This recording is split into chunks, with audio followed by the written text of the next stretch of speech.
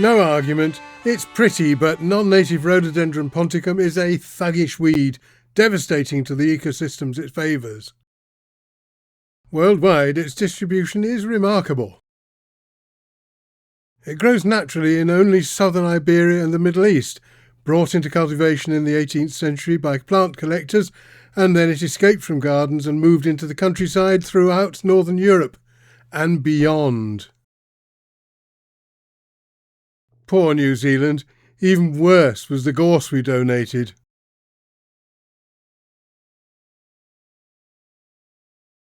In spite of its widely understood reputation as a curse on the countryside, Rhododendron ponticum remains a popular plant, providing colour and windbreaks in gardens and cover for game birds on shooting estates. Of course, being able to produce copious quantities of lightweight seeds, it continuously escapes. Out in the countryside, it can cover large areas densely and eradicating natural plant communities. Inside the rhododendron cover, it's dark, not conducive to the photosynthesis of other plants, which it eliminates. Almost no plants can grow in the gloom it creates. Darkness accompanied by humidity might allow some slow-growing plants, such as this moss, but little else. Rhododendron produces thousands of seeds which can travel far and wide. They germinate readily and in just a few years can take over vast expanses of the landscape. The detrimental ecological impacts of Rhododendron ponticum are so severe we might as well have...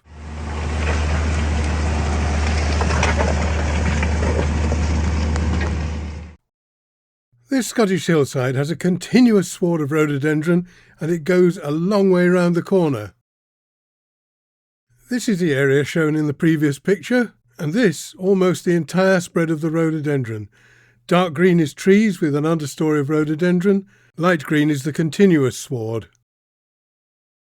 Because the road is clearway fringed with dense rhododendrons, we can't get a proper view of the hillside. This cleared patch was soon filled in by resprouted rhododendron. We'll discuss this useless form of control later. But this Google Earth image shows what most of the time we just can't see. In May and June it must be just solid pink.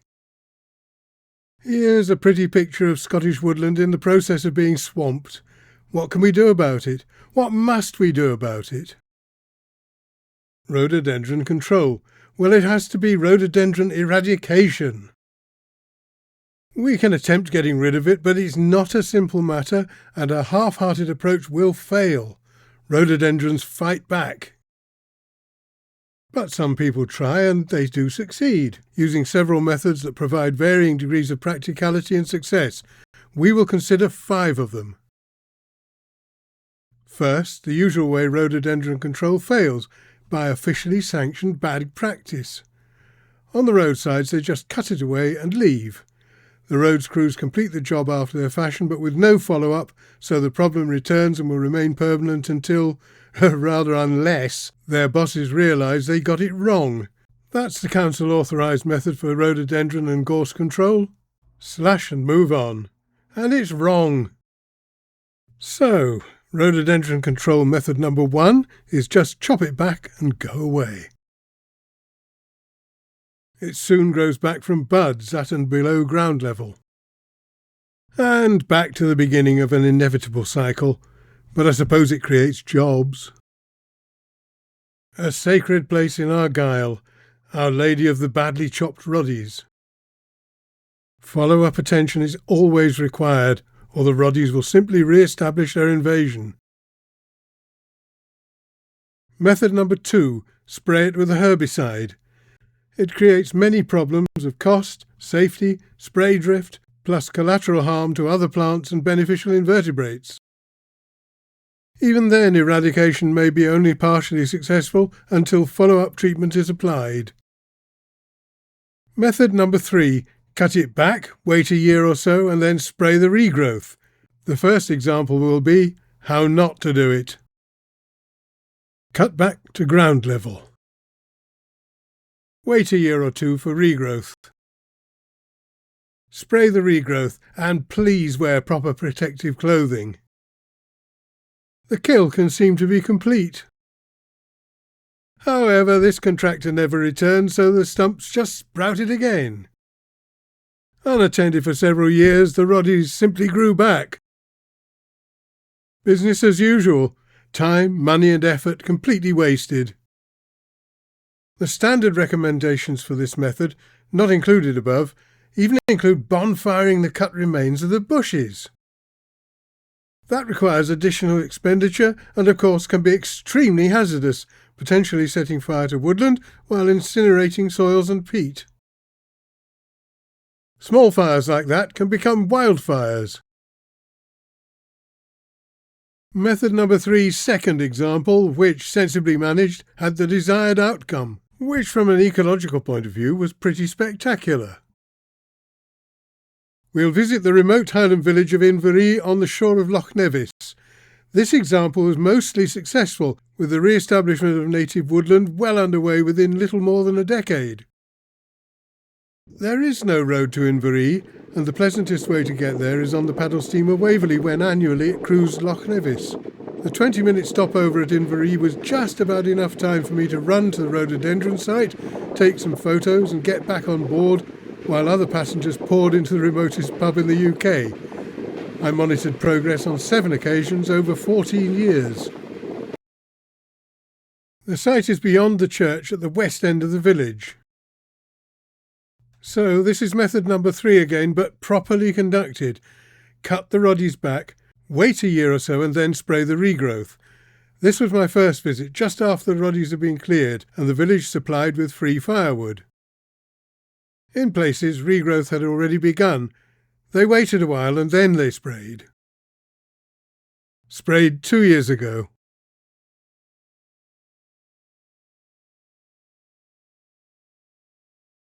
Some regrowth was missed, then resprayed because they maintained their monitoring. At this stage, a lot of the ground looked hopelessly barren. And in places adjacent to the village, locals had planted some non-invasive rhododendrons.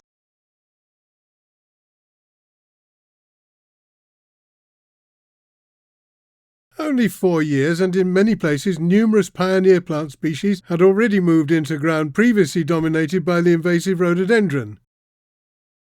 When I visited in 2012, there were some stumps that had re-sprouted, but they had already been sprayed. Then when I visited in 2014, the place was almost unrecognisable. It really was beginning to look like woodland again. The occasional roddy seedling was easily eliminated. Remarkably, the ferns had done extremely well. Several hard ferns had reached glorious spore-producing maturity, and the lady ferns were sufficiently large to provide succulent browsing for roe deer.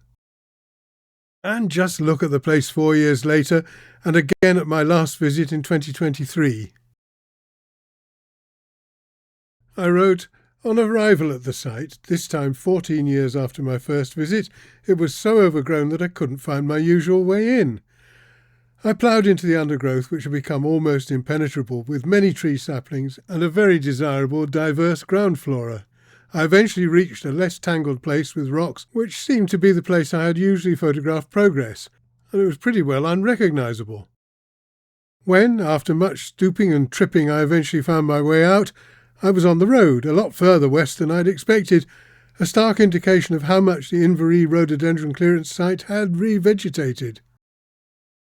That was the last time the paddle steamer Waverley cruised Loch Nevis, but I hope to get back there one day to enjoy Inverie's recovered woodland. Hang on a minute. Update. I did. That finale turned out to be a tad hasty. The Waverley returned in May 2026, so 3 of us sailed, rushed to the site and, well, just wow! As a reminder, here's the site as it looked in 2007, a year after rhododendron control, and here after 19 years of intelligent ecological management. So you see, it can be done. Congratulations, Inverie.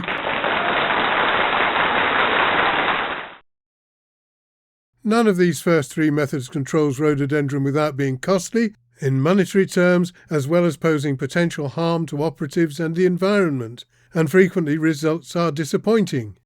We can probably do better. Yes, we can. Rhododendron control method number 4 is entirely mechanical, cheap and safe, and it's the reason for making this presentation.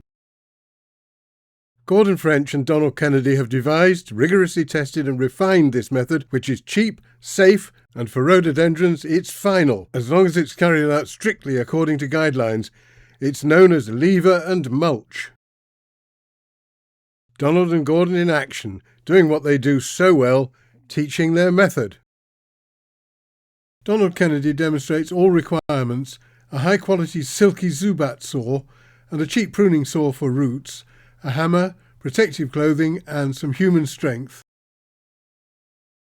Nowadays, instead of a hammer, the gentlemen favour this sort of mini mattock, which has cutting edges set perpendicular to one another, making it easier to chop away buds presenting as they do at all angles. Lever and Mulch has lots of advantages when compared with other methods for removing rhododendrons. It's eco-friendly and very effective. It requires simple equipment and the minimum workforce is just 1. Best practice is easily complied with because it has no big machines, no chemicals and no fires. Compared with other methods, it costs very little, and properly conducted, it's final. The videos I'll be showing to illustrate how Lever and Mulch works are really rather old, mostly from 2009, and the method has evolved. Having seen an early version of this video, Donald has put me right, and I will signal updates as we go. As an introduction to Lever and Mulch, our first instructive video will be Gordon dismantling a mature rhododendron with numerous branches that have grown up from a previously sawn-back stump. Note that a very convenient quality of rhododendrons is that they are brittle.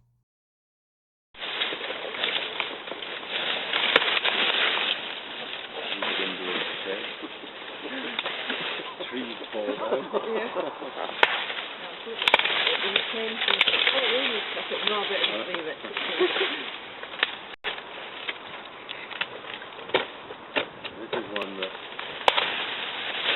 makes the stem snap off.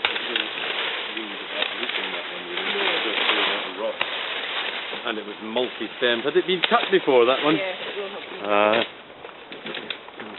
Nice little holly there. So you see. So it's a hammer job next, hammer or job. a mulch job, and both in fact. All the main stems, you know. Many of them got right down to that. Straight into it, yeah. It's so full of bud bearing stuff in here. Yeah. Now, in this old video, you've just watched Gordon kicking at a stem, which he used to do quite a lot, as you'll see later. This is no longer considered safe or even efficient, and the mini mattock has taken over all kicking tasks. While they recommend not kicking at stumps, in circumstances where levering of whole stems with the feet is appropriate, Donald and Gordon find that can be effectively and safely employed. Also, for bigger plants and big layered stems, they now use a full-size cutter mattock, which they find incredibly effective and much safer than kicking, although prolonged use is very hard work. In this photo sequence, Gordon rapidly dispatches a small bush. He gets in close and tests the resilience of its stems, then begins wedging them apart.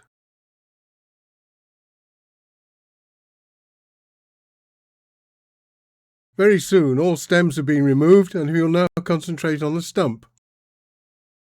He kicks it to dislodge the last aerial remnants and then hammers the remaining stump to destroy its ground level bud zone, which will re-establish the bush if left to grow again. Donald helps to gather the brash over the well-hammered stump to discourage growth of any buds Gordon might have missed, which is unlikely.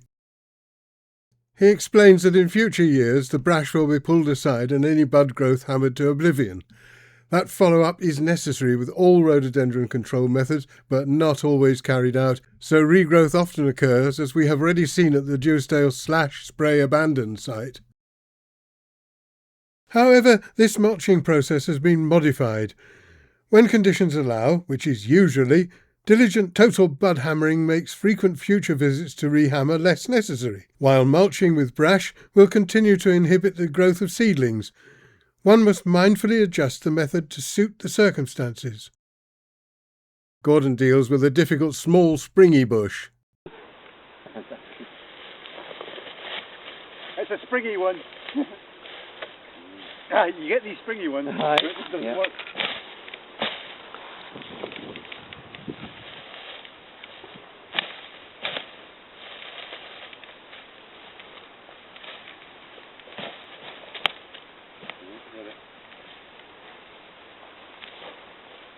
Nope, this is a right bugger. A real this one. eye. You get them. Yeah, well, that's fine because it's good to see You just them. work your way around and then you will find an angle where it comes off and you release. That's it. You've got a bit of root with it.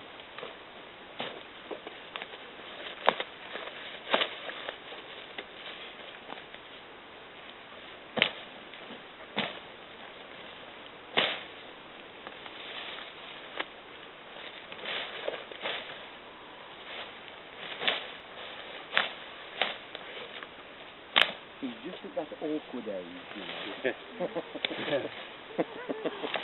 I mean, that's the bush not good. Oh, I thought you meant. Oh, sorry. That would have been the obvious Oh, thing you dear. were talking about. I was thinking Leave of it that to your all, own the way, interpretation. all the way up in the car. I was thinking just the same thing. Oh, oh dear. Not great. But done. But then you get your hammer out and then you mulch it. And it's seriously damaged. Good though. Yeah, yeah. Not bad. That's about as good as I can get that one, I think. Ah. He's still there now.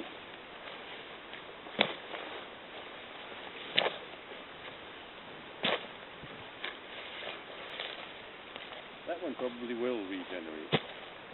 Unless you spend another minute or two with the hammer. And With the hammer and go around, yeah, yeah. It's I think bound to be I think little that's a buried great bits way of of stem. finishing it off, actually. Mm-hmm. It really is, isn't it? It Yeah. takes so little effort effectively to finish that off. Yeah. It's worthwhile. You sort of discover underground stems. Yeah. You don't notice. Yeah. Bug. Yeah.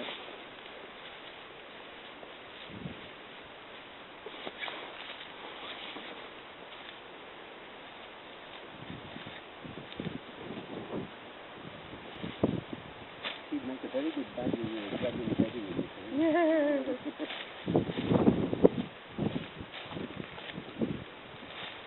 And if you have a tool that you know really you've left a bit there, you know it's likely to regenerate, the next bushes that you pull out of here, they're all seedlings, you just pile them on. Pile them on top of it.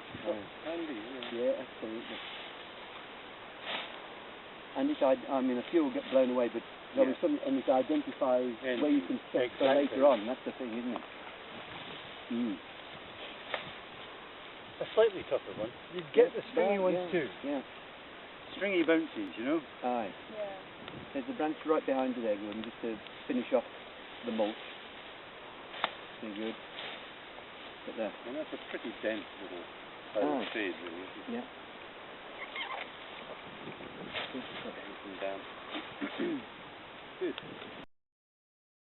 Donald works with a stout single-trunk specimen, demonstrating the creation of the lever with which he lifted the entire plant out of the soil. It's a single stem. On my way in. Oh, is it? Mm-hmm.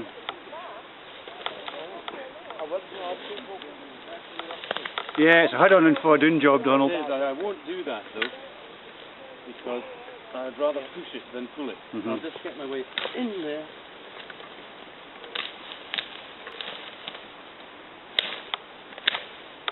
Pushy things up.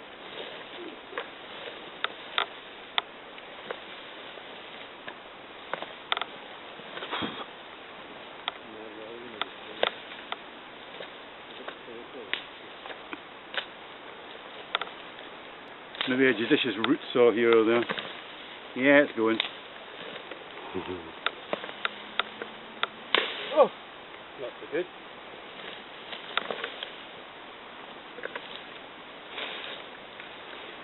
You know, I might even just make it easy for myself. Mm-hmm. That's all.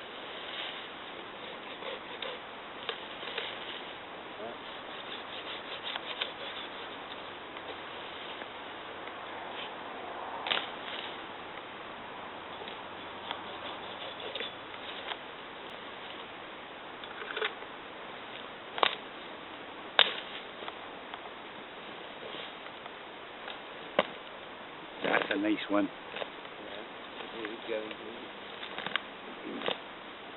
It's always a nice sound, that. Yeah, Mhm. absolutely.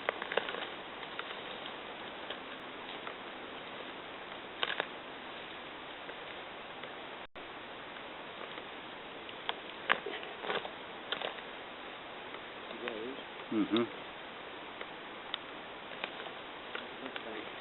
2.5 minutes.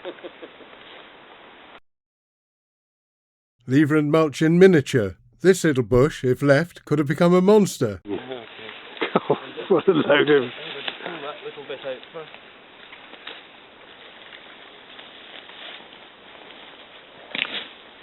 And then I like to use my body rather than my feet.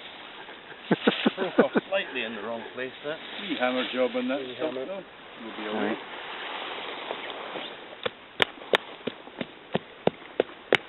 Just totally shred all those. It's really, really great, isn't it, that, you know? Actually, I The might other just- way, that's the one. That's the one. Totally demolish the thing. And it may re-sprout, but it won't re-sprout with nearly the vigour it would have done had it been cut. You've got most of the buds, but not all of them. And it's going to have to Probably fight to all get of up them. through the mold. Exactly. If you bother to mulch it. It's Just just the principle of it. It's the principle of it, and you know where you're being. Yeah. It's the thing. Yeah. Tremendous. Very often we find that branches have touched the ground and rooted, spreading small but virulent bushes all over a large area. Donald is keen to emphasise that they must all be removed. He wrote, "I'm sure you mentioned layered stems, but they're so common and so important to deal with, I think it's worth emphasising how painstaking and thorough one has to be with them.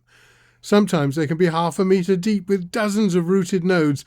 They've all got to come out."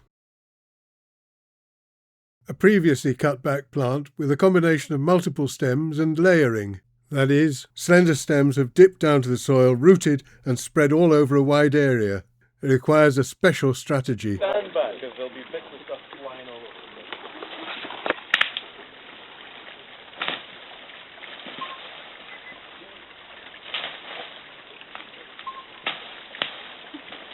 Can you give us some thoughts of ideas what you're thinking of the growing garden? Well, yeah, you could talk. It's quite difficult, but I'll What's try the key? and give What it a go. He's really just clearing a way in for himself there. Right, we've got a big layered stem here, you see? Well, they probably can't see.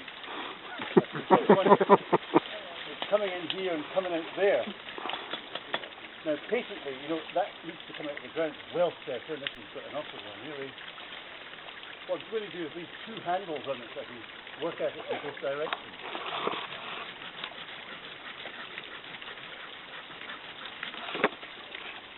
Now, this has never had to do any work in place. It's probably snap off. Awkward. Do it from another direction. Yeah. It's a constant process of discovering. In a way, you could say it's a constant process of failure. You try something and it doesn't quite work, so you flip it into it from another angle. You do something else to make it happen. Well layered into the stem. And when you're pulling layered stems up, it's always best to do it from the centre outwards, because it's using the strongest bit. So you start trying to pull layers up from the outer end, it can work, but you're more likely you can get these guys to keep out when you're pulling it from the centre outwards. You still there? Important to get all these really straggly bits out at the side.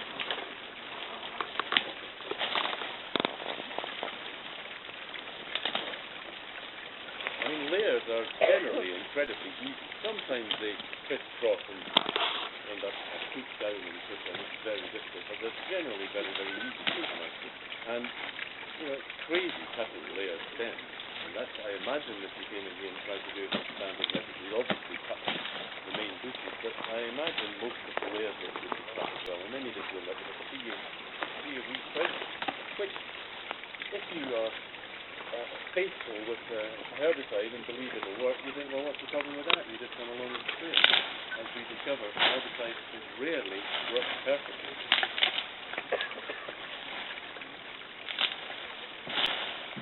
one that's been cut before, do you think, or not? I'm not sure really.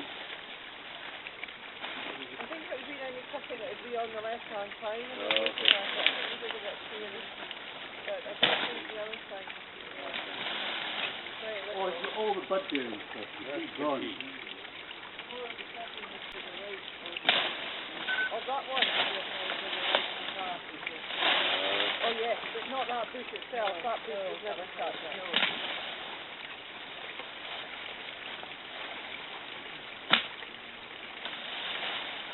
It looks to me now that it's unlikely it's going to get the whole root system out. So you will end up with possibly some buds, but before leaving it, it's a matter of probably getting down on the hands and knees with a hand. And it's mainly because there's no big, strong lever in this bush. It's all multiple small stuff.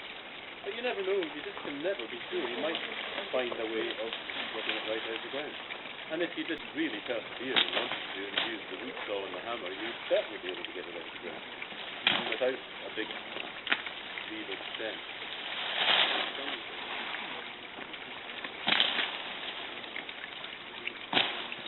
And in a situation like this, where there's an isolated blob surrounded by clear ground, if you do want to use material, and there's not another huge stand nearby, if you do want to mulch a stump, it means double handling and piling all its own stuff back.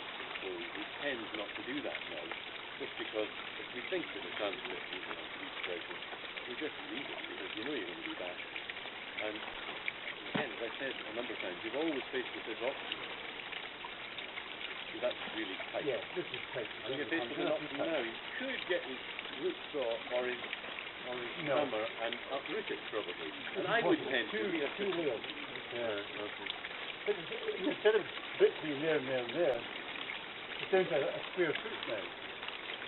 So, It can cause problems. so you've got an option of being very thorough right now before you walk away from it and do another one, and hitting it all with a hammer and piling all the mulch back on, or just leaving it, because when you come back, if you know this is going to resprout, when you come back, it identifies itself where it's most likely.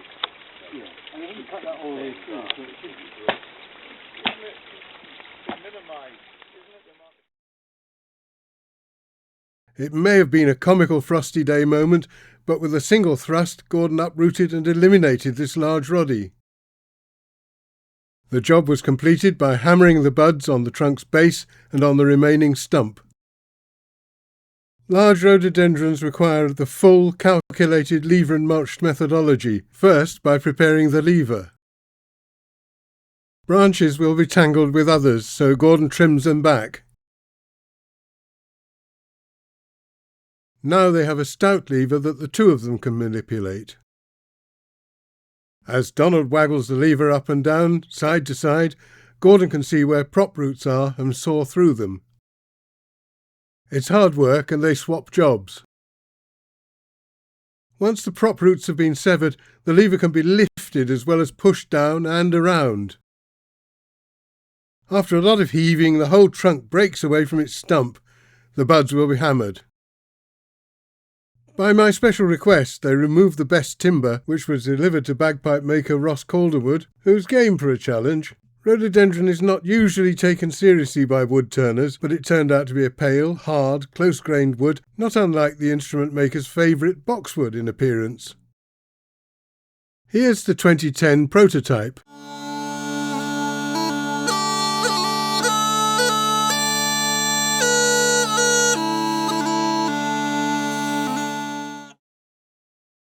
And this is the much improved model with 4 drones and chanters in 4 different keys, and now bellows. The full works, and all thanks to Lever and Mulch. Lever and Mulch, a summary. First examine the bush to decide how it will be dismantled and in what order the stems will be tackled. If you can, just break it. Remember, it's going to be brittle. If a stem tangles with its neighbours, cut it back to make a lever. Lever it off its rootstock or right out of the ground, sawing through prop roots as necessary to make the task easier. Mercilessly hammer the bud zone on the stump. After hammering, pile all the brash on top of the stumps to keep out the light, preventing bud sprouting and seedling growth. Job done. Well, for a couple of years until you return for follow-up treatment, which if your levering and mulching was well done should be minimal. Finally and vitally, as with any rhododendron control method, follow-up procedures are essential. Pull the mulch aside so you can see if any new shoots need to be hammered. With lever and mulch, checks for buds resprouting and seedling germination should be carried out at least biannually, maybe for up to 10 years.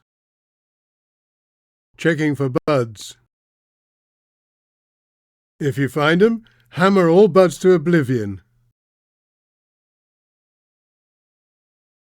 If you're thorough, you might not need to do this again, but best check just once more.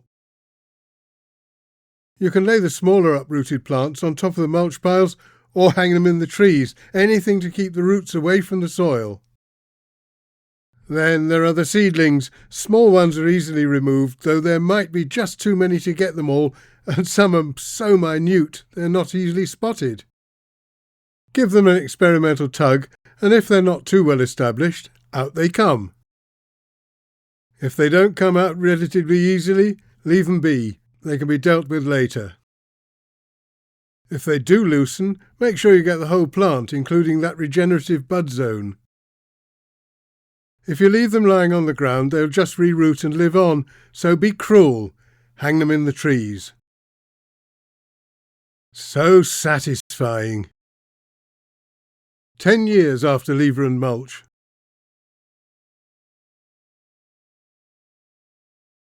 So there you have it, lever and mulch. Method number 5. Stem injection. Of all our SLEF associates who latched onto the lever and mulch method, Barbara McCritchie, who at the time was a ranger with the National Trust for Scotland, put it into practice on the Balmacara estate and then trained others. However, many of the rhododendrons she needed to eliminate were huge. Nobody should be expected to lever and mulch such monsters on their own, and she adopted a newly devised stem injection method, employing both techniques according to appropriateness. The method consisted of drilling a hole an inch or so deep in every stem of large rhododendrons and using a syringe filling them with the liquid herbicide glyphosate. Please note, every stem.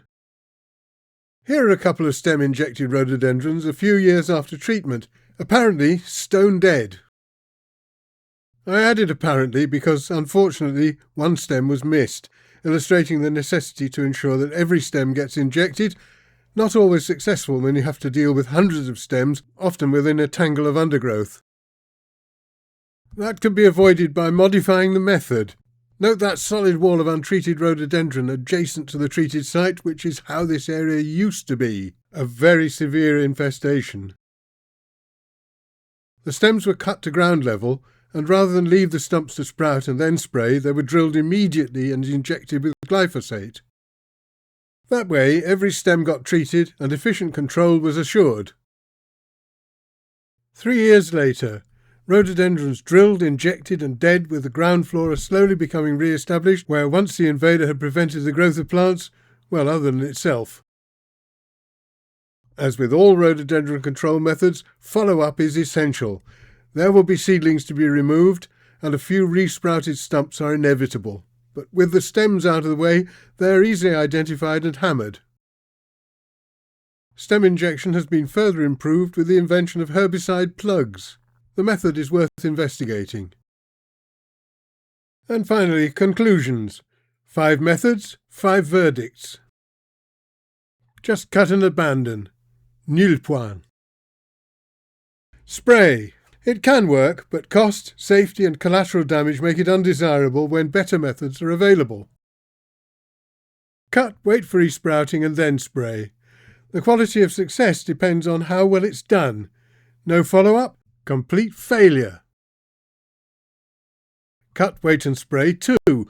With well-organised follow-up, success may result, but it can't be guaranteed, and anyway, other methods are available. To be fair to Inverie, their project began before lever and mulch had got going. I understand that for later work the new method was adopted.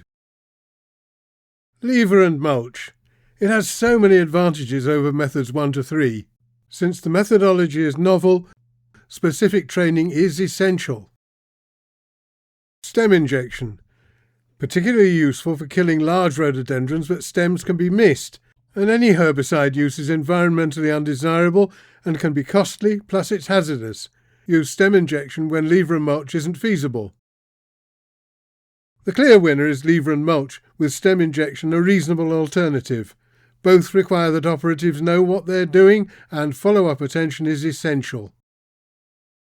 It's pretty, yes, but Rhododendron ponticum is an appallingly invasive weed, wrecking great swathes of the countryside. Please don't plant it, and if you've got it, get rid of it, because it will spread. In my garden it was easy and final. Saw the stems, drill each stump and carefully fill the holes with Roundup. Anybody can do that. There are so many other gorgeous rhododendrons available from garden centres, and they stay where they're planted to entertain and delight every spring for decades. Here's just a few.